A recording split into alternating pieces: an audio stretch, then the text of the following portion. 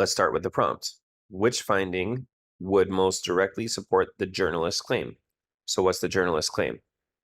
While attending school, this person encountered few works by African artists in exhibitions, despite New York's reputation as one of the best places to view contemporary art from around the world. According to an arts journalist, later in his career, he sought to remedy this deficiency, not by focusing solely on modern African artists, but by showing how their work fits into the larger context of global modern art and art history.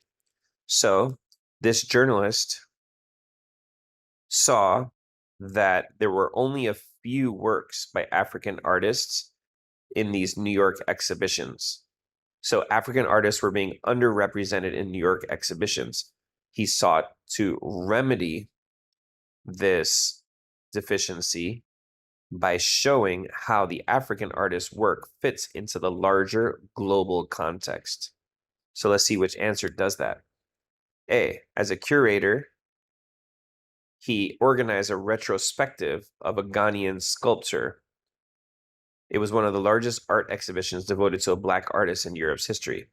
Well, the text specifically says he wasn't focusing solely on modern African artists. He wasn't only focusing on African artists, which is what answer choice A actually is saying. So it's exactly wrong. And B, in this exhibition, the journalist and co-curator brought works by the African artists together with pieces by major figures from other countries. So that sounds a lot like placing those artists within the global context of modern art and art history. So that's pretty good. C, the journalist's work as a curator showed how African movements for independence following the Second World War influenced work by African artists of the period. So that one's already wrong because it's only focused on the work of the African artists. It's not putting the African artists in the global context. And D, this journalist organized an exhibition not to emphasize a particular aesthetic trend, but to demonstrate the broad range of ways in which African artists have approached the medium of photography. So once again, that's only African artists.